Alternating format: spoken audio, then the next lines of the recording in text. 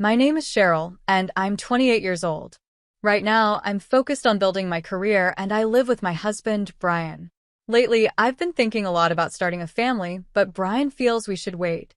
He believes that before we have children, we should first build a house and settle down. Because of this, we're both saving money to make that dream happen. Even though I'm eager to start a family, Brian insists that we establish our home first. Whenever I bring up having children, he reminds me of this plan, saying it's essential to get a house in place before anything else. It's frustrating because I feel like my own wishes and opinions are being brushed aside. I feel like I have to work even harder now to add to our savings to make our dream of a house come true, hoping this might eventually lead to us starting a family. Brian and I have been married for a year now, and in this time, I've noticed some recurring patterns in our relationship. One thing that stands out is how Brian often dismisses my ideas and thoughts. This habit was present even when we were dating, and I thought it was simply because he had strong opinions and was confident. Back then, I even admired this quality in him. But now that we're married, I've come to realize how important it is for both of us to respect each other's perspectives. I worry about the future of our relationship, especially because Brian's parents are heavily involved in our lives. They live close by, just a short drive away, and Brian often visits them, saying he wants to save money by eating with them or spending less time at home. However, I've found out that he sometimes goes out with his coworkers for drinks, which he doesn't mention when he's talking about our spending.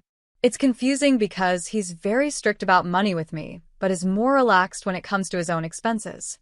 Brian's frugality extends to many little things, like turning off lights quickly or being careful with hot water. He often reminds me about saving in these small ways, yet he doesn't always apply the same standards to himself. This imbalance can make our relationship feel unfair, and it sometimes makes me frustrated and angry. He seems to think it's okay to enforce his ideas without taking my feelings or needs into account.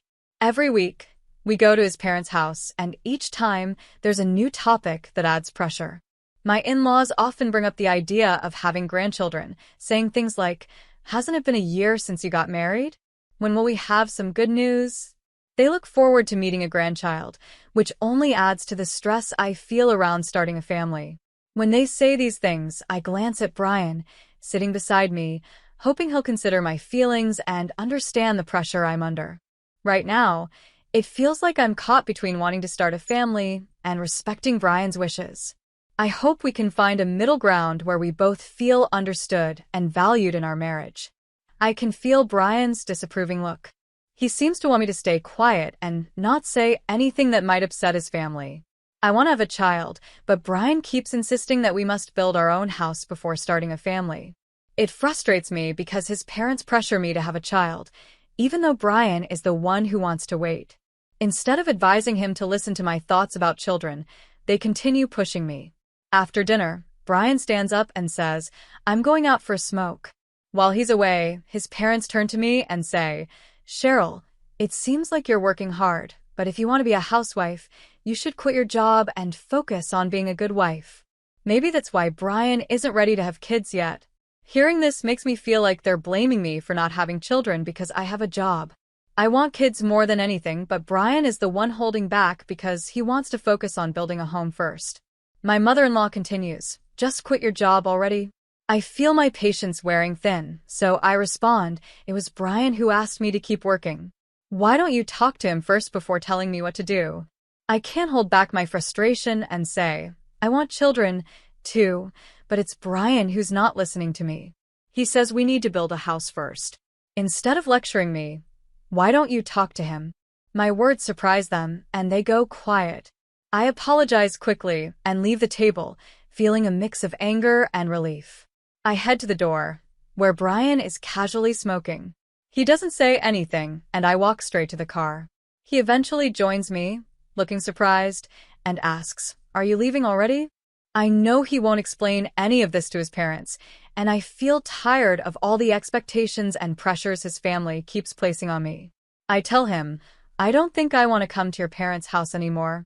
Brian looks at me, wide-eyed, and asks, "Why not? We save on food when we come here. Plus, don't you want a house and kids?" I feel fed up with both Brian's and his parents' expectations. They all talk about things we need to do to prepare for family, but no one is truly listening to what I want or how I feel. All the talk about saving money, quitting my job, and waiting for the right time makes me feel like I'm not being heard or valued in our relationship. It's overwhelming. I sit in the car, silent, wondering if things will ever change. Brian doesn't seem to understand my frustration, and his parents don't see how their comments affect me. It's exhausting to be in a position where everyone else's expectations and opinions seem more important than mine. I hope one day they can understand my side, but for now, I feel like I need some space from Brian, from his parents, and from all the expectations placed on me. I snapped, telling Brian, if you want to save money, I've told you many times, you could save more by cutting out your drinking nights or smoking. Why do you drive to your parents' house just to save on one meal? There are better ways to save. I was frustrated and continued, you keep putting all these rules on me, like not using hot water and making sure the lights are off by 11 p.m., but you never seem to make sacrifices yourself. You act like we can save all this money without changing anything about your habits. If I'm the only one making all these sacrifices, then maybe I don't want a house this badly. I'm tired of it. You don't give up anything, yet you expect me to. Brian tried to brush it off, saying it's not a big deal. But I fired back, no, it is a big deal. How much patience do you think I have? You act like I'm the reason we're not having kids, especially when your parents ask about grandchildren. It's not me who doesn't want children, it's you. I've been wanting kids for a long time, so stop acting like it's all on me. I could see that my anger surprised Brian, and a small part of me felt a little satisfaction seeing him struggle to respond. But it didn't solve anything. I was still frustrated, so I just looked out the car window, ignoring him. 2 months later, something happened that would change things between us. One of my relatives, my dad's brother, passed away. My uncle had been very successful. He had several pieces of land, a big mansion, and a very comfortable life. When Brian heard about this, he was surprised and said, "Wow, I didn't know you had such a well-off relative." A few days later, I received news about my uncle's inheritance. I decided to talk with the lawyer about the details in our apartment, where I felt comfortable. Since this inheritance only involved me, I thought it was best to handle it myself. I asked Brian if he could leave the room during the discussion. I could sense he felt uncomfortable about the idea of inheritance and didn't see it as something that involved him. As I spoke with the lawyer, I realized that this inheritance could give me the independence I had been missing. It wasn't just about the money or the property. It was a chance to make my own decisions, separate from all the rules and expectations Brian had been putting on me. For the first time, I felt I had options and a say in my future, which was refreshing after so many arguments and struggles about saving, sacrifices, and plans for a family. This inheritance gave me a sense of freedom and confidence that I had been craving for a while. It made me realize that I could have a voice and make my own choices without always compromising my desires for the sake of someone else's plans. I wanted to keep things simple and avoid any possible trouble for Brian, so I asked him to stay out of my meeting with the lawyer. After about 5 hours of going through the details of the inheritance, I thanked the lawyer and saw him out. But when I looked around, Brian was nowhere to be found. I figured he had left to give me space for the meeting, so I shrugged it off and started making dinner.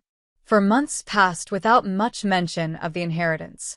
Then one day, Brian came to me and said, "I have something to show you." He seemed excited as he led me to the car, and I started feeling curious. We drove into a quiet residential area, and I couldn't help but feel a mix of excitement and confusion as we pulled up to a house. Brian got out, walked up to the intercom, and pressed the button. I was even more puzzled when his parents opened the door and greeted us warmly. This wasn't their usual home. Brian's dad said with a big smile, "You finally made it. When are you moving in?" I felt completely lost and looked at Brian, waiting for him to explain. His dad continued, "We're thinking you and Cheryl should move here by the end of the month." That's when things started making sense, but it wasn't the answer I wanted. Brian's dad began scolding me, saying I was a selfish daughter-in-law and that I always blamed Brian for not having children yet. I shot a questioning look at Brian, wondering why he'd bring me here, especially since I had clearly told him I didn't want to visit his parents' house anymore. Trying to keep calm, I asked Brian what was going on. He shrugged and replied, "Don't get so mad. If we live together with my parents, it will help you and my mom get closer. Besides, this is our new home now, so we should work together on having kids too." His words shocked me. I never agreed to live with his parents, especially after everything that had happened. I had been clear about needing some space. But Brian then explained that this was a three-family house, saying, "The plan was always for us to live with my parents eventually. What's wrong with living in a three-family home now?" I felt a rush of emotions: anger, disappointment, and frustration. Living in a three-family house with his parents felt like too much, especially since we'd been saving up for our own home. Given our finances, this house was way beyond what we could afford. It was a beautiful, new home, something that didn't match our budget. I started piecing it together and realized Brian must have agreed to this plan with his parents without really talking to me about it. I felt trapped. He had made such a big decision without discussing it with me, putting our future in a place I didn't choose. It felt like my wishes didn't matter, and that hurt. I looked away, feeling more distant from Brian than ever before. This wasn't the life I had imagined or agreed to. I was in shock when Brian told me how he managed to afford the new house. "My dad and I pooled our money for it, so our savings are empty," he said casually, as if it were no big deal. He then added, "But you heard about your uncle's inheritance, right? It's worth $950,000. If you use that to help pay for the house, everything should be fine." I couldn't believe what I was hearing. Brian actually thought it was okay to use my inheritance money to cover the cost of the house, without even asking me. Even if I did get that money, I felt it should be my decision on how it was used, not his. The idea that he had already assumed it was his to use was infuriating. When I told him I wasn't okay with his idea, he looked irritated and then reached into his bag, pulling out a divorce form already filled out with his name on it. "If you don't want to live with my parents, then let's just get a divorce," he said bluntly. I took the form from him, feeling a strange sense of relief. "Fine," I replied. "If living with your parents is the only other option, then divorce sounds better."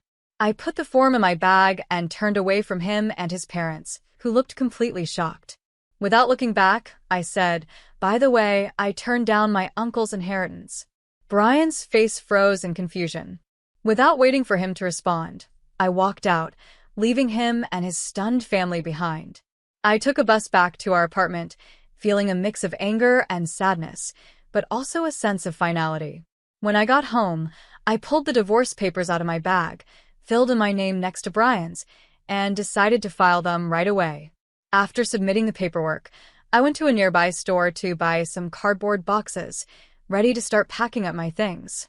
Realizing the move would be too much for me to handle on my own, I called a moving company, and luckily they had an open schedule, so I could move out quickly. As I packed, I heard loud noises from the front door. Brian had come back. I quickly put the chain lock on, feeling a bit uneasy about facing him when he was so upset. Through the door, I called out, "I'm keeping the chain on, Brian. I'm not sure how you'll act when you're this angry, so it's better this way." I waited by the door for a moment, but he didn't say anything. I wasn't sure if he would leave, apologize, or try to argue, but I was done waiting for his approval or permission. I had finally taken a step to claim my own future, without his expectations or his family's constant demands hanging over me. As I continued packing, I felt a mixture of sadness and freedom. It was the end of a chapter, but I felt strong knowing I was making decisions for myself for the first time in a long time. I didn't know what the future would hold, but at that moment, I was ready to move forward on my own terms. I was in the middle of packing for the move when Brian came to me and said, "I need you to stay at your parents' house for a few days. I won't accept a divorce." I looked at him in surprise and reminded him, "But you handed me the divorce papers, didn't you?" I could tell he didn't expect me to point that out, but I was determined to make him understand. "If you sign the divorce papers, it means you agree to the divorce. You can't say you don't accept it now." I was shocked by his response and wondered if he really understood what he was doing. He frowned, looking frustrated, but then quickly changed the subject, asking, "Why would you give up on a $950,000 inheritance? Normally, you would inherit it, right?" It was clear that Brian had heard about the inheritance, but he hadn't fully understood the situation. He probably rushed to my parents and, without fully thinking things through, helped them buy the three-family house. I took a deep breath and explained everything. The inheritance came to me because no one else wanted it. My two uncles had 5 sons for daughters, a 2-wife, and grandchildren, but they all decided to give up their share. So, it ended up coming to me, I told him. But the truth is, even though my uncle had $950,000, most of it was gone. He had to tear down his mansion, spend a lot on maintaining the land, and there was a lot of debt. When I looked at everything, I realized that giving it up was the best choice. Brian seemed completely shocked. He couldn't believe it. "No way," he exclaimed. "So, even if you had inherited $950,000, you're saying there wouldn't have been much left? That's fraud." I tried to stay calm and explained the lawyer and I talked everything through properly, but someone overheard the conversation and left before they heard the full story. I watched as he stood there, speechless. I could see that maybe he was starting to realize how wrong he had been about everything. But I wasn't done yet. "It's too late now," I said firmly. "You betrayed my trust. We've already filed for divorce, and we're no longer a couple. Why are you acting like you don't want to get divorced now? If you didn't want a divorce, you should have followed me when I left. You should have supported me, not let me walk away."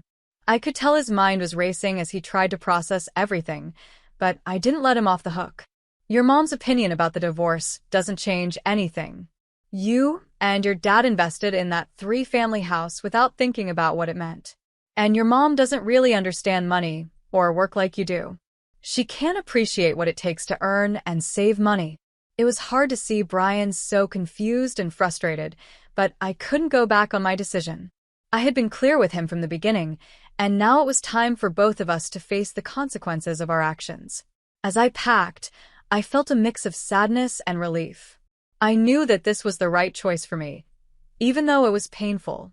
It was time to move on and start a new chapter. I sighed, realizing it wasn't my job anymore to listen to Brian's complaints about his family. If we were still married, maybe I'd feel more willing to hear him out. But I reminded him, "You haven't filed the divorce papers yet, have you?" He looked at me, pleading, "If you don't file them now, we can still stay married. Please, let's live together in that 3-family house." I shook my head. "I've already submitted the divorce papers, so there's no turning back now," I replied. His face fell, and he stood by the apartment door, looking lost and unsure of what to do. I felt he had brought this on himself, but I also couldn't leave him standing there forever. I thought about asking him to leave, but I needed to stay focused on packing and getting ready for my move. After a while, he left quietly, and I went on with my preparations. I knew I needed to inform my workplace about the divorce, especially since my boss had tried to help us work things out before. I felt I owed him an explanation and an apology. During lunch, I also shared the news with a few coworkers who had been at our wedding. To my surprise, Brian showed up at my department that afternoon, clearly upset. In front of my coworkers, he said, "I can't believe you're discussing our divorce here. I wish you hadn't told anyone." He then explained what had happened on his side at work. Apparently, his co-workers had assumed I inherited a large estate and that we'd use it to buy the 3-family house. When he told them we were either going to live with his parents or get divorced, and that I had chosen divorce, they started avoiding him, seeing him in a different light. I even got some sympathy from colleagues who had heard the story. Eventually, things got so uncomfortable for him that he decided to quit his job. A little while later, something unexpected happened. One of my male coworkers, who I'd known for a while, came up to me. He confessed, "I've actually liked you for a long time. I hope someday to build a home where we can truly communicate and work together as a couple." Hearing him say that felt comforting and refreshing. After everything I'd been through with Brian, I realized how much I longed for a relationship based on understanding and real teamwork. I wanted a partner who would listen, make decisions together, and respect my feelings. This whole experience had been painful, but it also opened my eyes. I needed a relationship where both people were committed to each other's happiness and dreams, not just one side making all the sacrifices. Looking at my coworker, I thought maybe there was hope for that kind of future. As I continued to pack and prepare for my next chapter, I felt lighter and more hopeful. It was a fresh start, and I was ready to build a life where I could feel truly valued and heard.